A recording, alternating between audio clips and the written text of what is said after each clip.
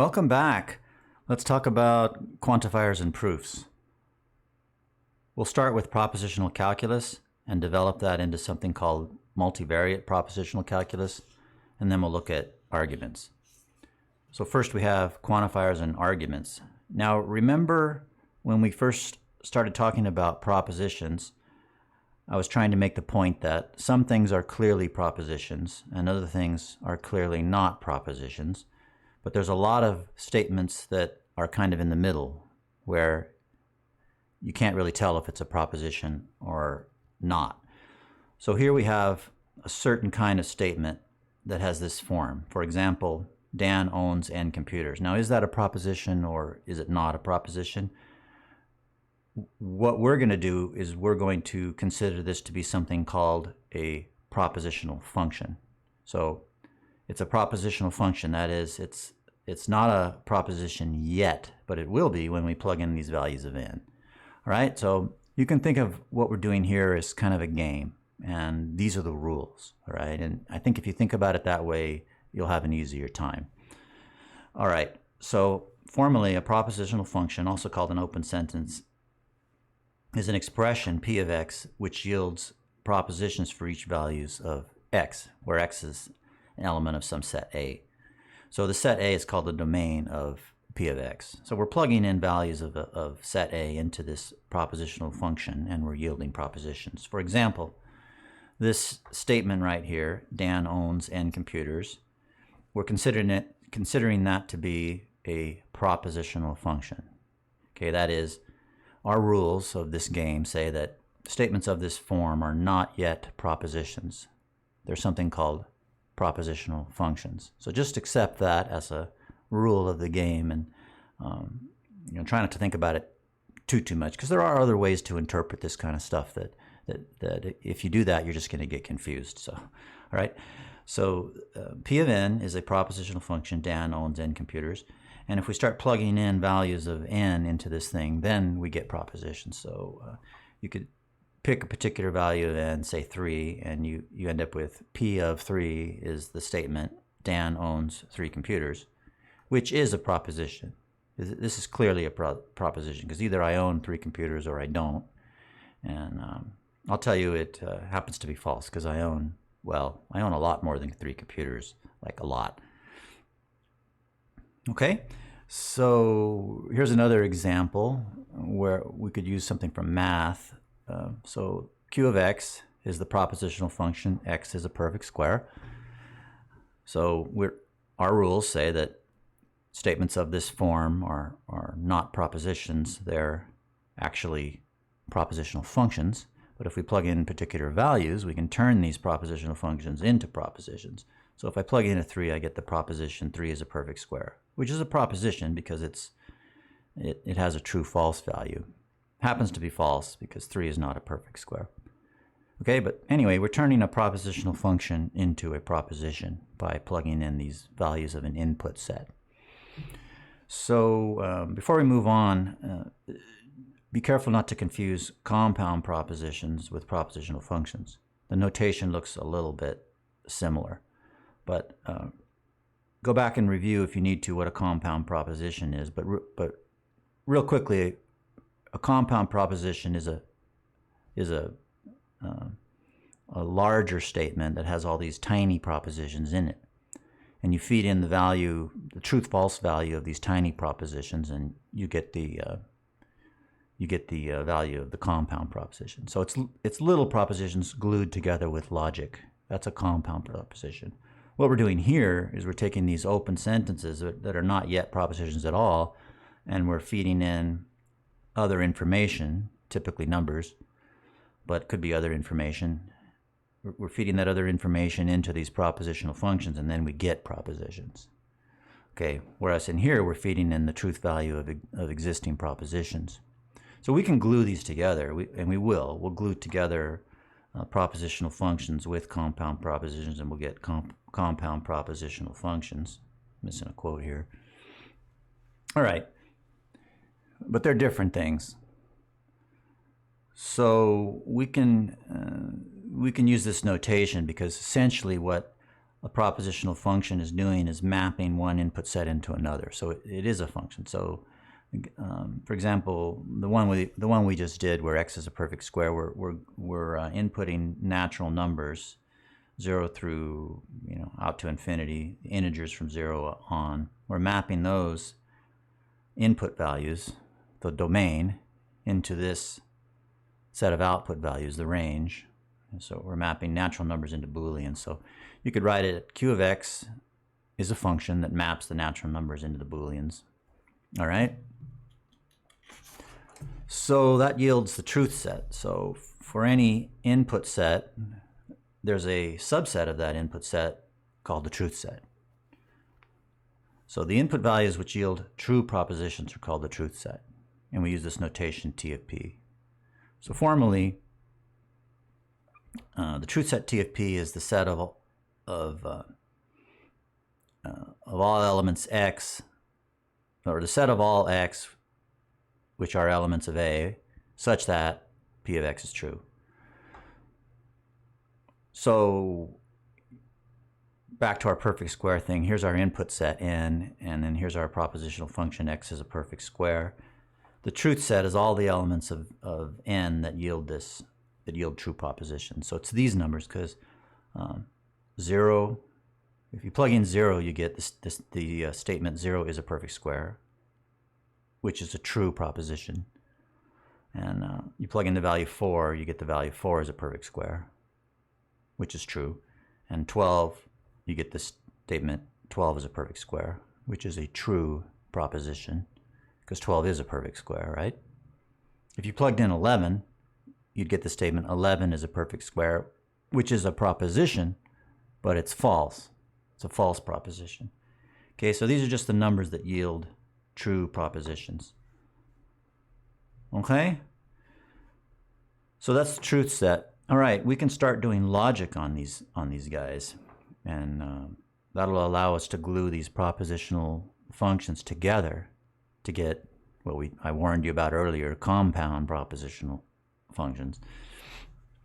All right, so here's a little one. Let's apply some logic to this little guy right here. So we have the natural numbers, and x is an element of these natural numbers, and then the propositional function p of x is the statement x is a prime number. So if we negated p of x, we could write this negation p of x. You could say tilde, although that isn't a tilde. You could say bar p of x, but you could also say not p of x. Anyway, the negation of this statement, x is a prime number, in English would be something like x is not a prime number. Okay, so this is the negation of the propositional function p of x. X is a prime number, the negation is x is not a prime number. All right, so what are the truth sets of p of x and not p of x? So the truth set of p, this guy here, is all the values of the input set n that yield true propositions. So 1 would be the statement 1 is a prime number, which is true. 5 would be the statement 5 is a prime number, which is true. So these are all the values of the input set that yield true propositions. And these are all the values of the input set that yield false propositions, right? Because you plugged in a 6, you'd get the statement 6 is not a prime number, which is true. 6 is not a prime number, right? Okay, so note that these two guys are really forming a partition on the set A, or you could also express that in terms of the set difference, right? Because the truth set of not P is just the original set minus the truth set of TP, right? It just, we're dividing the set N into a partition. Here I could draw. And this is the primes going here, and the non-primes going here. Okay, so this is the true set of P, and this is the true set of not P.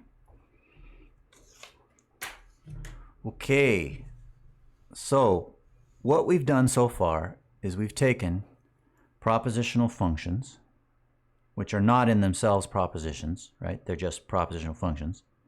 And we've turned them into propositions by plugging in particular values of some domain, right? So plugging in particular pieces of information into a propositional function yields a proposition. That's a very precise way to turn a propositional function into a proposition. We can be a little more vague by using quantifiers. That is, or a little more general. That is, we can turn propositional functions into propositions using something called a quantifier. Okay? So a quantifier is just another way to turn a propositional function into a proposition. So we have two of them. We have two universal quantifiers. One is this upside down A thing, which we say for all, or sometimes we say for every, or sometimes we say for any. Sometimes this can get confusing because this is language we're talking about, natural language, which is sometimes ambiguous, so you got to be careful. But we have a couple of ways of writing this. So the most verbose way, the longest way to write, the longest way to apply this universal quantifier here is like this. So you're saying for all x is in A, P of x is true. The universal quantifier just says that no matter what you put into P of x, you'll get a true proposition. That's what it's saying. All right. So we can shorten this by saying, by writing it like this, for all x in A, P of x. So this is just like saying P of x is true. It's just a shorter notation. Or we could shorten it even more and just write it like this. So for all x, P of x. This is saying P of x is true for every x. That's what it's saying. That yields a proposition, but that proposition may have a true or false value. Okay, so all we're doing here is we're converting propositional functions into propositions. We're not yet evaluating their true falseness yet. We're just turning them from propositional functions into propositions. Okay, we'll look at an example in a minute. Okay, so note before we move on, note that what we've done here, which I've written three different ways, but what we've done here is the same as saying, or it's logically equivalent to saying that T of P is A, right? Because we're saying that no matter what A you put into P of x, you get a true proposition. It's asserting that the truth set is A, that P of x is true for all A. It's asserting that. Now that may be true or false, but that's what the assertion is. That's what the proposition is. Okay, let's look at the existential quantifier, and then we'll look at some examples. So this one has a backwards E, and we read it there exists, or we also read it as at least one, and sometimes there's other ways to say this in English. But we could write it in a couple of different ways, just from verbose down to a very terse, like a Visual Basic way of writing it, down to a C way of writing it, verbose and terse. Okay, so basically this is saying that there is at least one value of the input set that yields a true proposition. That's what this is asserting. So if that's true, then it's logically equivalent to saying that the truth set is not the empty set. This right here, which is the same as these others, is just said in different ways, but it's saying that there's at least one element that yields a true proposition, which means that the truth set's not empty. Okay, so think about that a little. Let's look at some examples. So here we go. Back to our perfect square thing. So we have the natural numbers, 0 through way big, and we have this propositional function, x is a perfect square, which is a propositional function at this point, not a proposition. But when we plug in specific values of n, we yield propositions. So if you plug in a 3, you get 3 as a perfect square, which is a proposition, and it happens to be false. typo here. Okay, so that's what using specific values of n. But we can also be more general and just use the quantifier and just say e of x, q of x, which is kind of like saying there's at least one natural number that's a perfect square. That's the assertion we're making by using this existential quantifier. So this is a proposition. And it happens to be true because there is one number that's a perfect square, like 4 for example, or 12, or 25. Okay, there's several, but there's at least one number, natural number, that is a perfect square. Okay, so this existential quantifier E basically turned this propositional function into a proposition. Okay, let's negate this. Let's apply logic to this existential quantifier. The simplest logic we could do right now is negate it. So take this statement, this open sentence, this, well, no, this isn't an open sentence. This is a quantified propositional function here. So it's saying that for all x, p of x is true. So you could write it out like this. We can use our universal quantifier, upside down a. We're saying no matter what x you put into this some propositional function p of x, it's going to be true. So the negation of this is something like, so the negation of this English statement is something like this, right?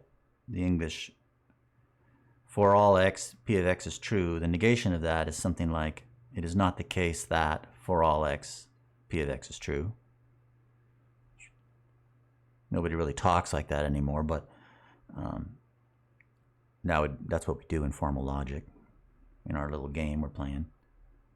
So symbolically, it's like you're negating all of this stuff here. You're saying that it is not the case that for all x, p of x is true. So you're just putting this negation sign in front of this thing.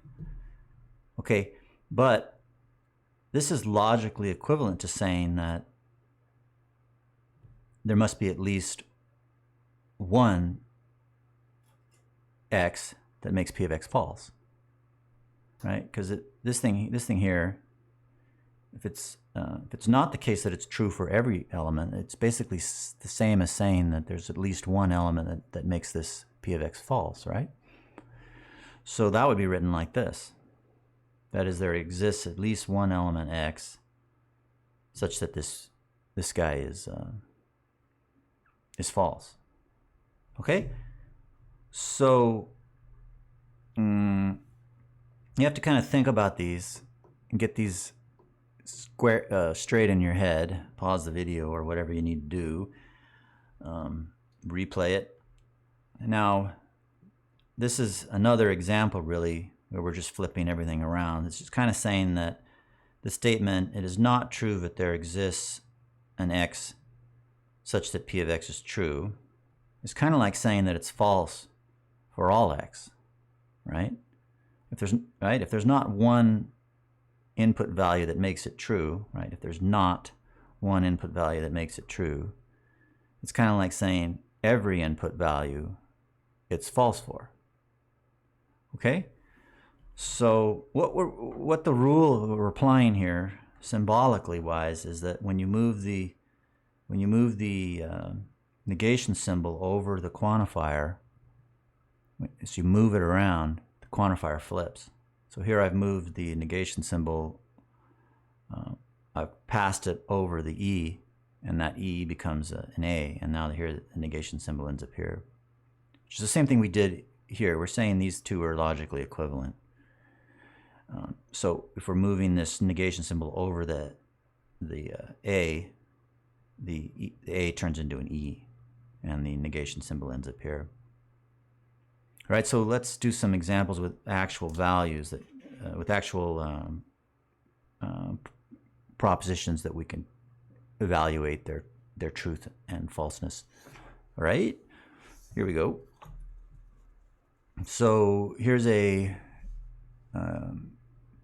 example from politics. Now this is 4 years old, but strangely, it's every election cycle. This always works. It's very interesting phenomenon. So here I have the propositional function. Some person X is an honest politician. Oh, it's hard to get those words out. P of X, X is an honest politician. So that's a propositional function, because by the rules of our game, we can't evaluate this unless we know X. That's the rules of our game. That's what they do in formal logic. So think of it that way.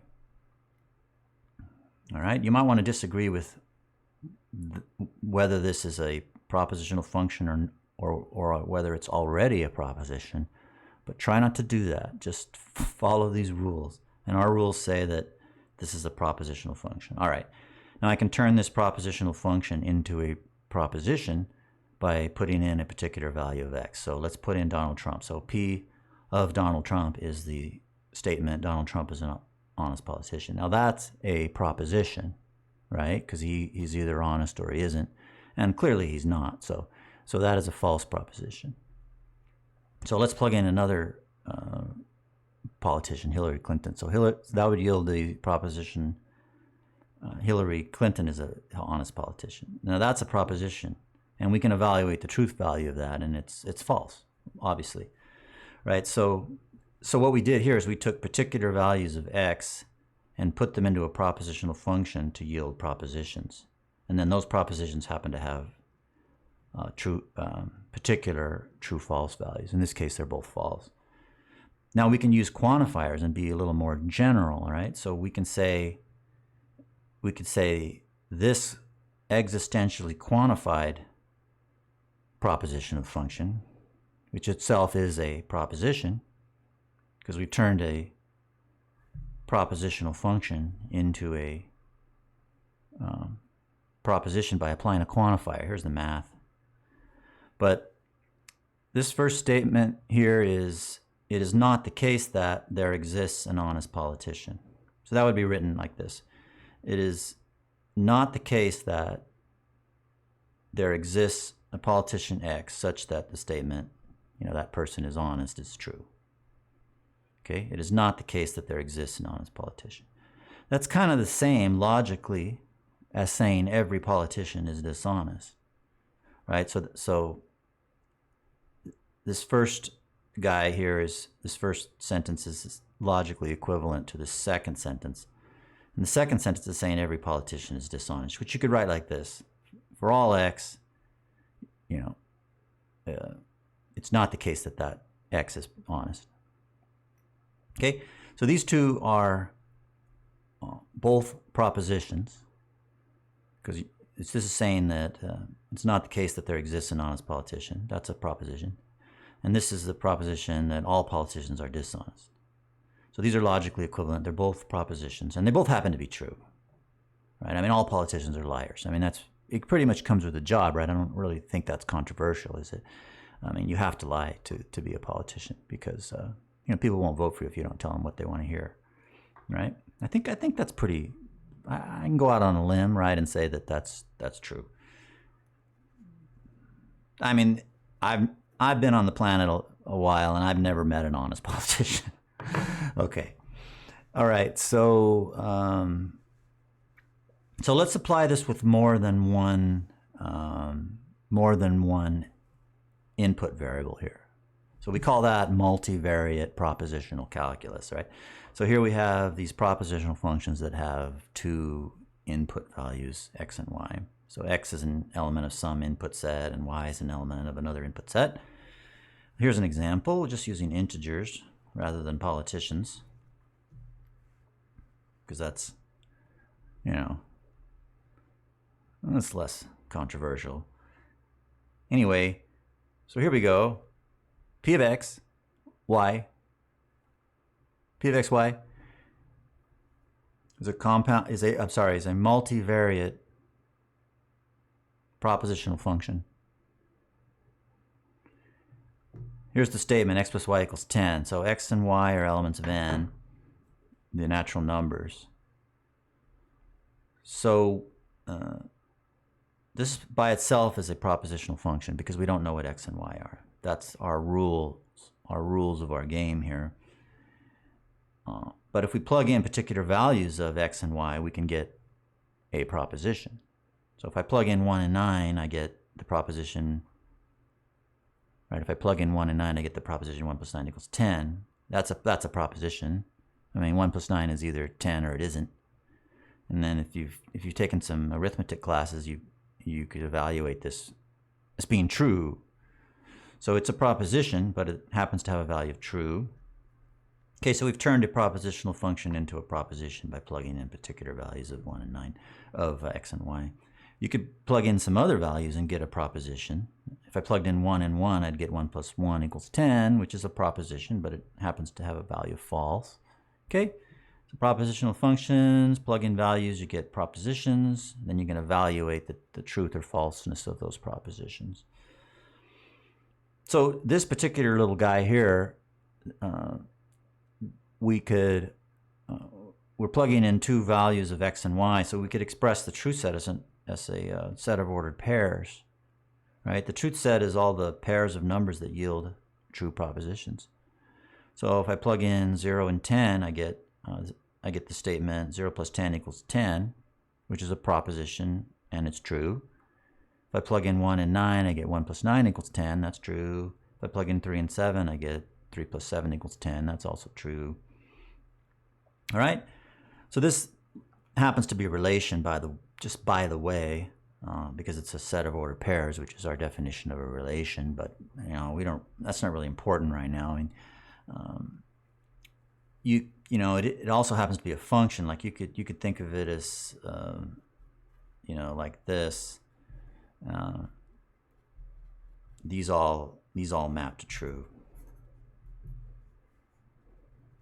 So we're mapping set of ordered pairs. So you could write p of x, y as a function that maps. Let's see, I'm not sure how to. Well, you'd have to write it x comma y, the set of ordered pairs, into. Oh no, it's actually mapping the cross product, right? Yeah, sorry. This guy's mapping the Cartesian product n cross n back into the Booleans. And the truth set just happens to be the ordered pairs that yield true values. Okay. So what have we done? We've taken a propositional function that has two inputs, and we've talked about how you could plug in particular values of n to yield propositions. Okay, that's a very specific way to turn a propositional function into propositions. We could be a little more general and use quantifiers. So here, okay, here, this is going to get interesting, but here,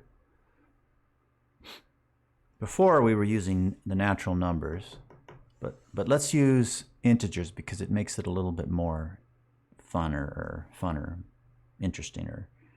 Okay, so we have our same propositional function, p of xy equals x plus y equals 10. So that's a multivariate propositional function. You could even call it a binary propositional function because it has two input values. All right, x and y are drawn from the integers. So we have the negative numbers over here this time for this example. Okay, so there's going to be four combinations of these quantifiers, right? There's going to be EE, AE, EA, and AA. Okay, now, so if you did the EE, what it's saying is there's a particular value of x and a particular value of y that sum to 10. And that's true, right? I mean, like if we saw some already. We saw 0 and 10. That sums to 10. And I could do minus 2 and 12. That would sum to 10. Okay, so that one's a true proposition. Okay, now this one is saying that for all values of x, there is a particular y that sums to 10. And that's true. Basically what that's saying is I can pick any one of these guys, or that is all of them. For all of them, there is another one, a particular one, that will sum to 10. And that's true. If you use the negatives in there, it's true, right? Like, if I picked a negative 2, then positive 12 would sum to 10. So and that's true for any number I pick, right? That is, for any number I pick, I can find another number. You know, for any number x, there exists some other number y that will sum to 10, right? I could pick -3, then 13 would make it sum to 10. I can do that for all of these. Okay, so this one's true. Okay, this one here is saying that there's a particular number that I can add all the other numbers to get 10. Okay, that's false, because that's saying there's some magic number in here that you can add any other number to and get a false. Okay, that's false, and you have to think about that in a very particular way for it to make sense. That's the game part of this that we're playing. But I found that students get a little confused on this a little bit. And if you find yourself in there, what you need to realize is that we're playing a game here, that there's a particular way that you need to think to understand what's happening here. It doesn't mean that it's the only way to interpret this, okay? Because there's language involved here and lots of things. So life is like that, by the way. There's a lot of just rules that you got to follow that don't necessarily make sense. But this may be one of those. But anyway, this P of 3 can be rewritten like this, which may help you. So if you put the parentheses on here, it's saying that there exists a particular x such that any y can be added to it and get 10. Does that help you? It helps some students. Okay, so that's clearly false, because there's no magical integer that you can add anything to and get 10. It's different than this one up here, where we're saying I can take any number and then find another one to get 10. That's different. So once again, I'm thinking about this in a particular way to get it to make sense. All right, over here, this is basically saying you can add any two numbers together and they'll add 10. That's clearly false. All four of these are propositions. Just some are true and some are false. So we have this propositional function. We apply these quantifiers and we get propositions. And then once we have propositions, we can evaluate their truth and falseness. All right. So think about this. This one can be confusing. And there's nothing wrong with you if you think it's confusing. It's just, I found historically students just have a little trouble with that. But anyway, look, I've written it out on another way to think about it, and you can look at that if you want. Okay, let's negate. So basically, we're saying order matters. Okay, let's negate this thing. All right, so we're taking one of these guys. We're taking what's this? The third one, P3, the EA one. We're taking the EA one and just negating it. We're just putting a negative sign in front of that. And EA, we talked about that, and we decided that EA was false. So if we put a negative in front of the entire thing, then it's going to be true. That's one way to think about it. And you could turn this into an English sentence and think about it. And I'll let you guys, let's see, I'll do that. So what this is saying, it is not the case that there exists a number that I can add all numbers to and they sum to 10. Which, I don't know what else to say. That's true. You think about that and run that through your brain, but you could turn each one of these guys into an equivalent English sentence and then puzzle through that, whether that English makes sense. You can do that, but that's not what we want to do here. What we want to do here is just play with this moving the negation sign rule. All right. So if we move this guy over this way, then the E becomes an A, and we get this. So we get A, and then the not sign in front of the rest of this stuff. And then we could move this over the A again, and this A right here becomes an E, and the negation sign ends up here. And then we could apply the negation sign within the math, which basically turns this equal sign into a not equal sign. Okay, so all of these have, so that's just applying the rule of moving this negation symbol over the quantifier symbol. Once again, you can turn these back into English. This is something like, for any integer, there exists an integer that their sum is not 10. That's true, right? I mean, for any integer, I can find another integer that will sum to something besides 10, right? I can do that. You know, no matter what integer you pick, like 20, I can find a value like 1. That doesn't sum to 10. Anyway, you can turn these into English yourself and play with these. But these are all logically equivalent, okay, because all I've done is move the quantifier and apply that rule, and they happen to be true for this particular guy here, or all four of these really. All right, let's move on and to an example here with some things besides numbers. So here I have the propositional function L of x, y is the statement x loves y, and x and y are people. So I can say some stuff. So if I said I love you, then that would be represented in the function as L of I comma u. And if you wanted to say Jack loves Jill, it would be L of Jack Jill. Right? Jack loves Jill. You know, Jack loves Jill X Y. Jack Jill X Y. And if you wanted to say everybody loves Jack, it would be, you could use a quantifier and an X. So this is saying for all X, they love Jack, and everybody loves Jack, right? So no matter what X you put in here, they love Jack, right? So it's for all X, L of X and Jack, or everybody loves Jack. Or you could say nobody loves Jack. Sad, but you know, that would be, it is not the case that there exists an X such that that person loves Jack. You can't find an X that loves Jack. Which is the same as saying that everybody, no matter who you plug in there, it would it would be not the case that they love Jack, right?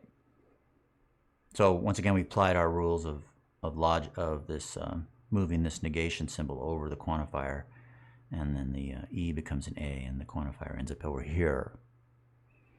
Yeah, and you can say other stuff like there is somebody who Jill does not love, would be there exists at least one person such that it is not the case that Jill loves that person.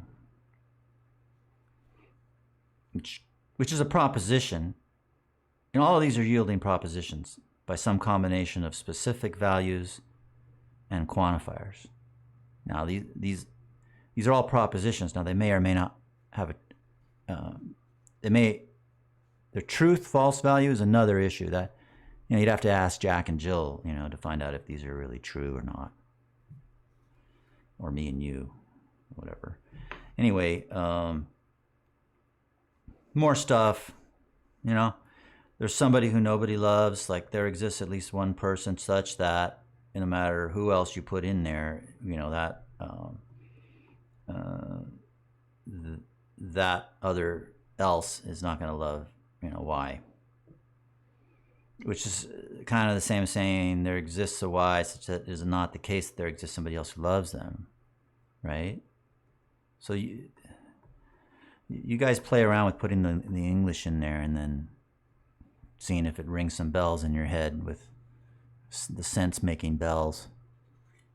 All right, so this is almost like a kind of like a kind of, well, here, I'd like to give you guys the opportunity to do extra credit on this by writing me a poem. Okay, so I'll give you potentially up to 10 points, homework points, if it's a good poem. But I want you to write a poem in existential propositional calculus. So basically, give me a couple of statements like this, of this format, of the input variables, and then the, something like this, and define what the input sets are, whether they're people or whatnot, and then give me several lines of code and their translation. Okay, it's fun. If some people like that. If it's good, I'll give you 10 points. If it's not so good, I'll give you less points. So here's a 3 variable existential compound propositional, what is this junk called? Multivariate propositional calculus. Is, multivariate propositional calculus. That's just a fancy name for what we're doing here, and that's something you can go tell go tell your mom that that's what you learned today, and she'll be impressed. But anyway, here's 3 variables. So L of x, y, z is x loves y at time z. So there's a famous song by Engelbert Humperdinck, everybody loves somebody sometime. It would be like this, everybody, right, for all x. Oh, this should be an E right here. This should be an E. Everybody loves some particular person at their exist. There's got all kinds of boo-boos in here. It should be for all A, E of X, E of Y, E of Z. Because if I had all A's, it would be everybody loves everybody all the time. And that's the utopia of the future, perhaps. The unachievable utopia of the future, where everybody loves everybody all the time. But this is probably a little more realistic and true. I think it's been my experience anyway that hang in there and you'll find somebody one of these days to love. All right, that was quantifiers. Are you ready for arguments? Moving right along, we got arguments and validity. Okay, here we go. So here's an argument. So this is an argument. All mathematicians wear sandals. Anyone who wears sandals is an algebraist. Therefore, all mathematicians are algebraists. So this is an argument. So we have this formal definition. Basically, we have a compound proposition here, and then another compound proposition, and then another compound proposition. And the last compound proposition is called a conclusion. So if an argument is just a series of compound propositions, P1, P2, P3, all the way to Pn. We call these premises, together with a final proposition Q at the end, which we call the conclusion. So symbolically, we write it like this: P1, P2, P3, all the way out to Pn, and then we have this little symbol here, followed by Q. So P1, P2, Q. It's a formal construct here. Once again, it's another game that we're playing. And there's rules, and just accept the rules. Okay, and if you disagree with the rules, that's okay. But you're really talking about another game. That's the way I think of this. Okay, I studied a little more philosophy, and you can get in and argue about the rules, but that's a separate thing to do. All right, nothing wrong with arguing about the rules, but that's not what we're doing here. All right. Anyway, there's something called validity of an argument. Okay, so once again, these are the rules. Okay, this is the usefulness of this, the validity, the appropriateness of the rules is another issue. But we have something called validity. Okay, so formally, an argument is said to be valid if Q is true whenever all the P's are true. Otherwise, it's called a fallacy. So it's pretty straightforward to prove validity. What you do is you construct a truth table of all of these compound propositions, followed by the conclusion. And then you look that for every row where all the P's are true, Q is also true.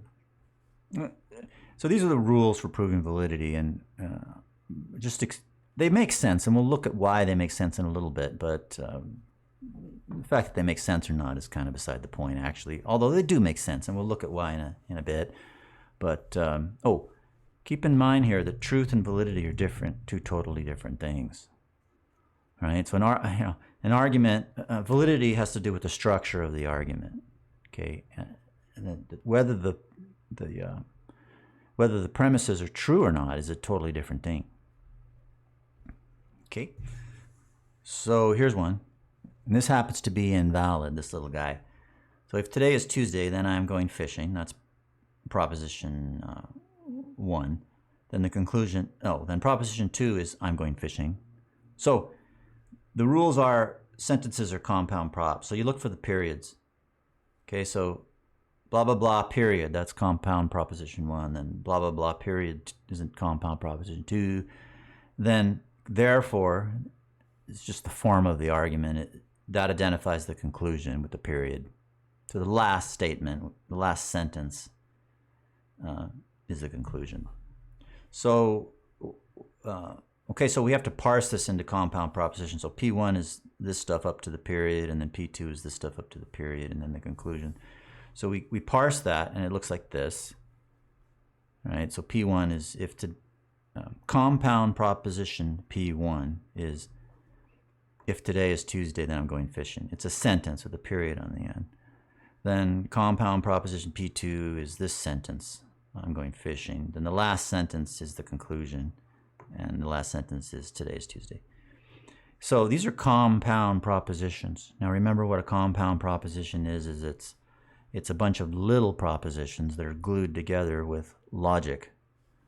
So the little propositions are these little things.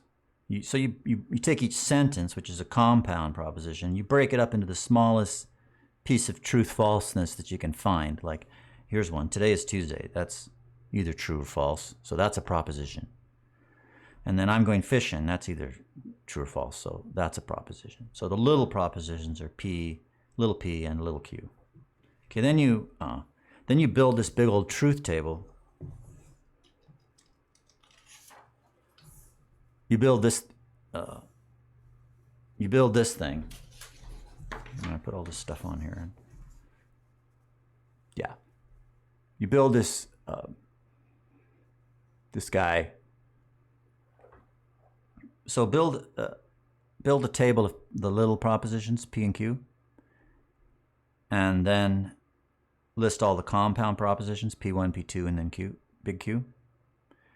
And then what you do is you fill in all possible true-false combinations for the little propositions. So there's 2 of these guys, so there's going to be 2 to the 2, or 4 combinations. So there's 4 rows on the table. And you list all the combinations of P and Q here, little p and little q here. So it's going to be false, false, false, true, true, false, true, true. And the classical logicians use this organization. They do true, true, true, false, false, true, false, false. If these were 1s and 0s, it would be 1, 1, 1, 0, 0, 1, 0, 0, which is upside down of how we do it in computer binary. But this is what they did in the classic ancient olden days, as they say. Okay, so fill in this stuff, then turn the compound propositions into symbolic logic. Okay, so P1 is if today is Tuesday, then I'm going fishing. And according to Boole and the way they talked in 1850 or something, that he says that that's implication. So this is P implies Q. That's the rules of the game. Then big P2 is I'm going fishing, so that's just it's just little q. And then the conclusion Q, this thing, is today is Tuesday, which is just little p. So the P column you just copy over here, true, true, false, false. You just copy these true, true, false, false over to here. And the Q column you copy over to here. This is true, false, true, false, true, false, true, false. And then here you apply implication to PQ. So implication is the TF row is false, TFF, and the rest of the rows are true. That's how I remember implication is TFF, or TF, sort of I like. Then, so then that's how you fill this thing out, all right? And then once you filled it out, you apply this rule right here, which says an argument is valid if Q is true whenever all the big P's are true, or if is valid if the big Q is true whenever all P's are true. Otherwise, it's called a fallacy. So we only care about the rows where the big P's are all true. So we only care about this row right here, because big P1 is true and big P2 is true. So we look at this row, and for that row, the conclusion needs to be true. And it is. So we're okay there.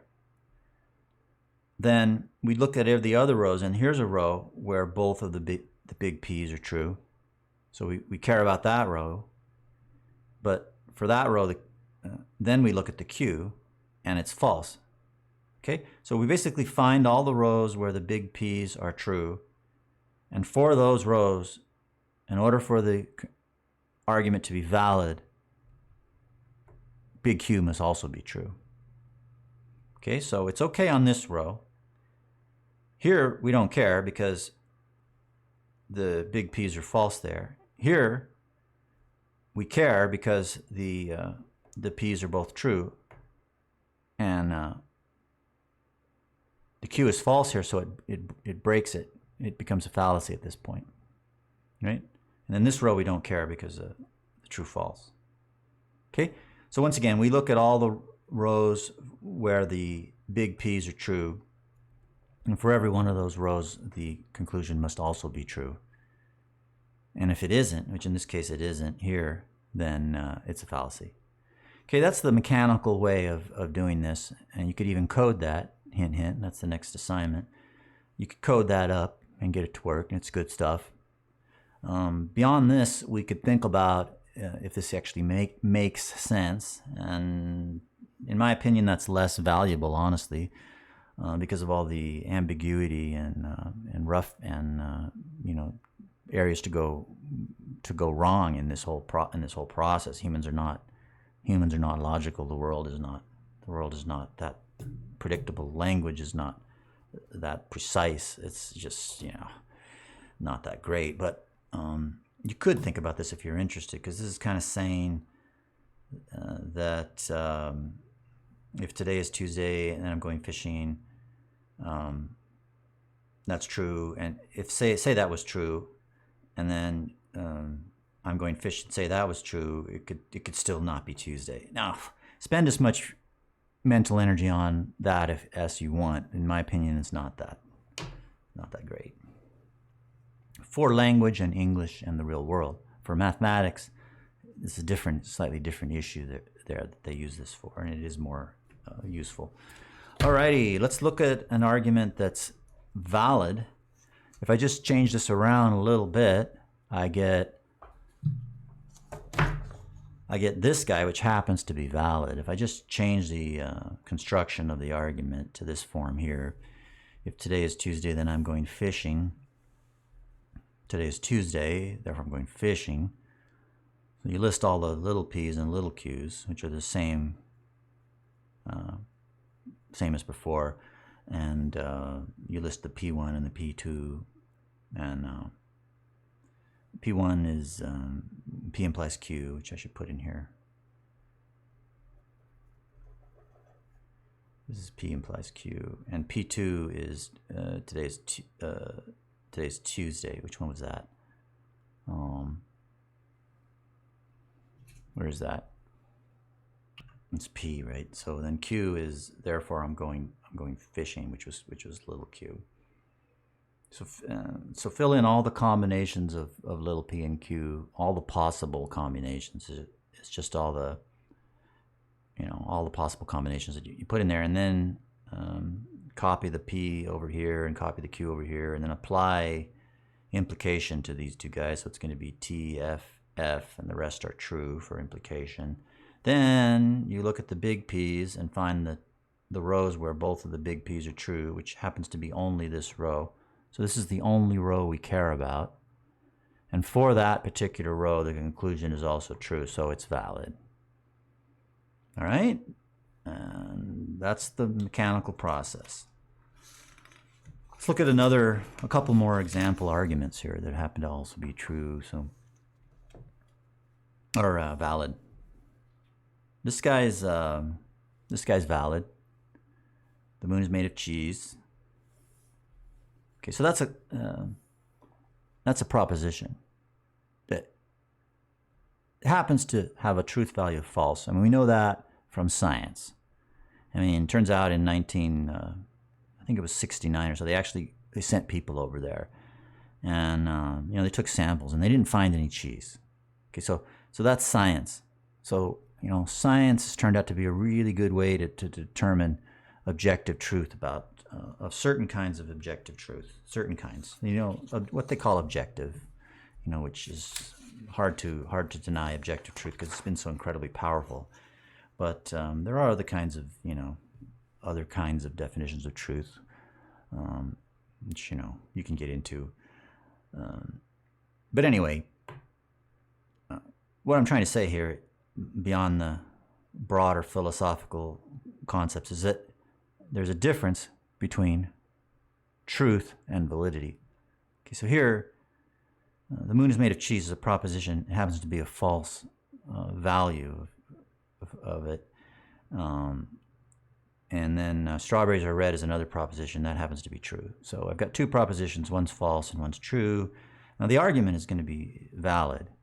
Okay, so truth and validity are two different things. And there's a saying, don't confuse me with the facts. Right? Don't confuse me with the facts. Here we're not concerned about the facts. When you're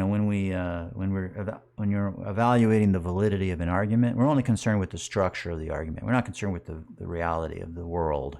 And that's a whole other issue. And people can believe whatever they want. Anyway, argument. The argument is the moon is made of cheese and strawberries are red.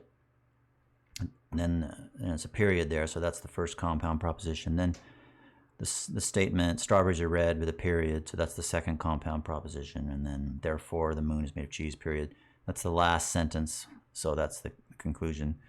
So P1 is just P and Q, logical and Q, and then P2 is just little q. And then the conclusion is P. So you fill out all the possible combinations of P and Q. And here I'm using binary computer format. So here we go 0, 0, 0, 1, 1, 0, 1, 1. In other words, we're counting from 0 to 3 in binary. Okay, so 0 is false and 1 is true. So copy the Q values over here, copy the P values over here.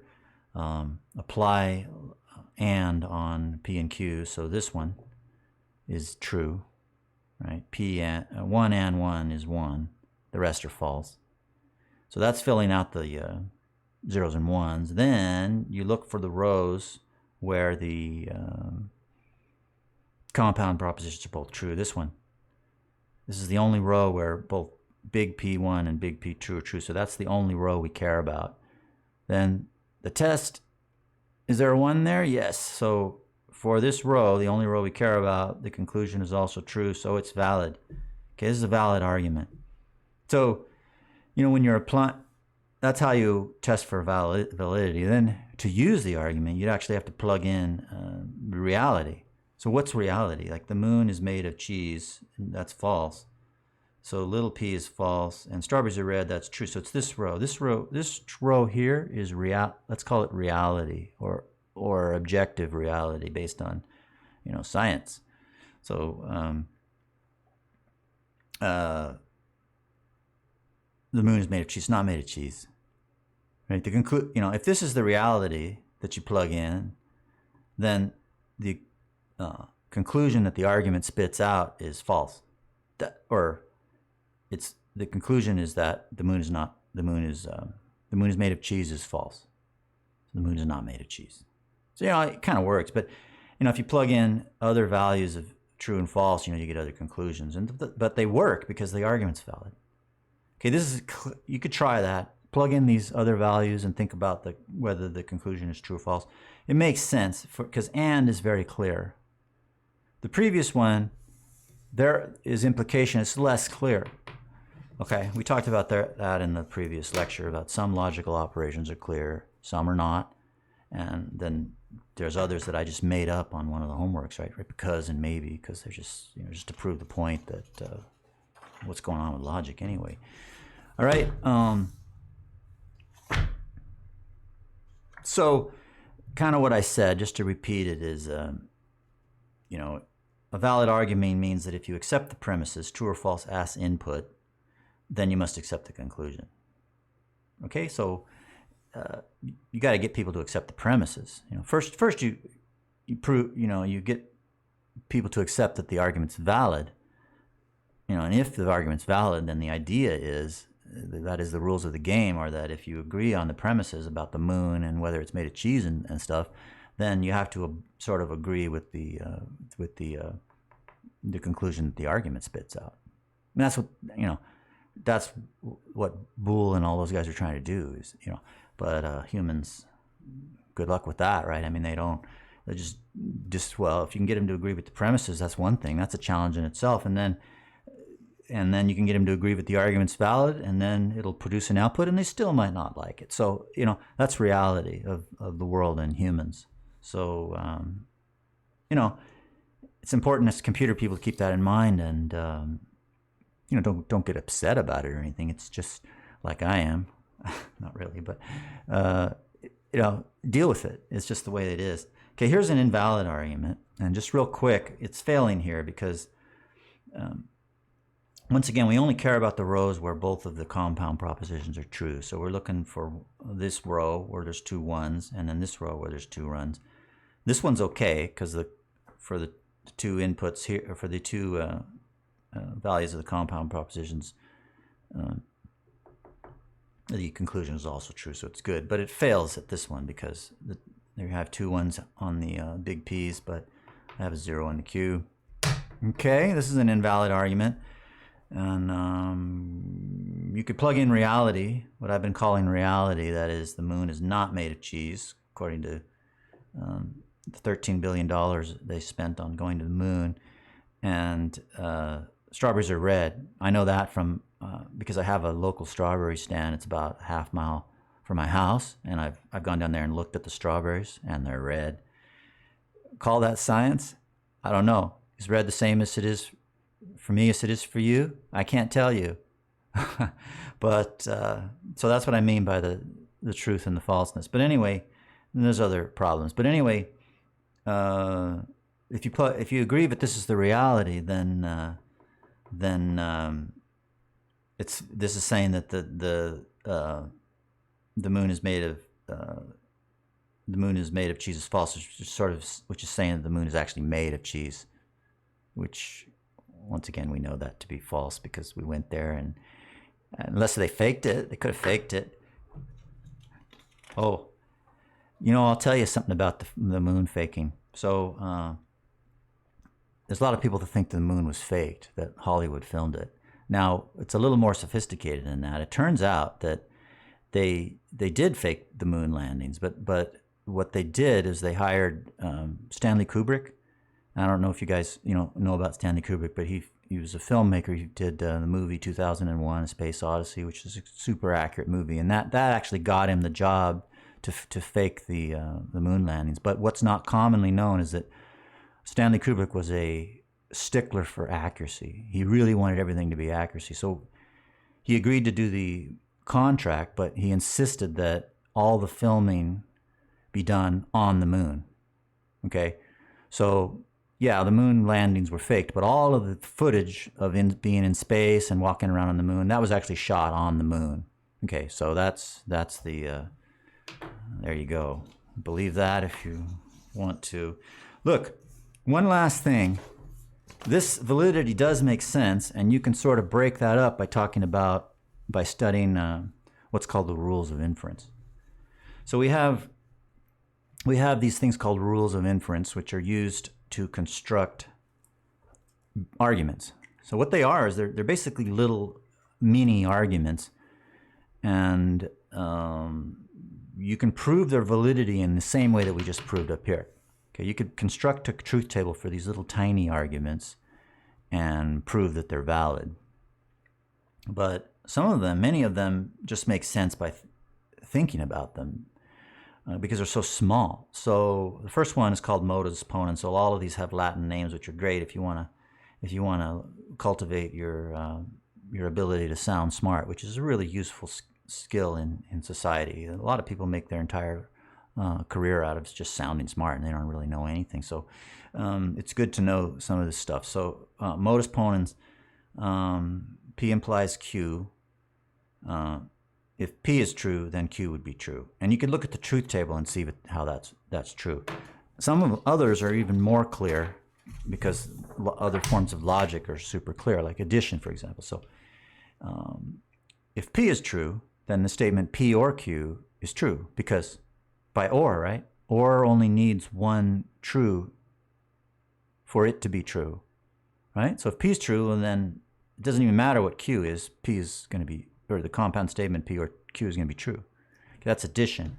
Simplification is if the compound statement P and Q is true, then P is true, right? Because this is only true if both of these are true. That's our definition of and. Also, you could also put Q down here, right? Because if this top statement is true, it's basically implying that P and Q are both true. So you could put P down here, or you could put Q, right? There's also conjunction. So if P is true and Q is true, well then P and Q is true. Kind of, by the definition of and, it's all, And then there's some other kind of cool ones, like there's hypothetical syllogism. It looks like transitivity. So we have P, Q, Q, R, then P, R, right? P, R.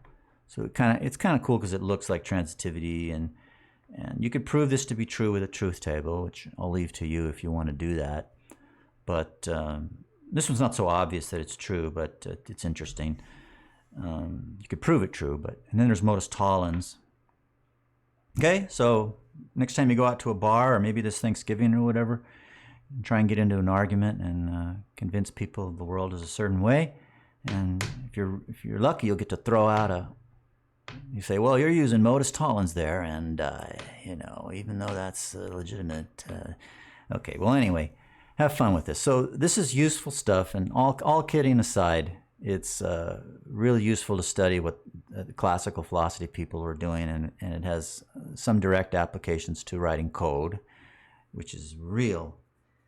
And but keep in mind there is a lot of pitfalls on this, and try not to take it too seriously. Just that is, apply the rules. I like to use the word.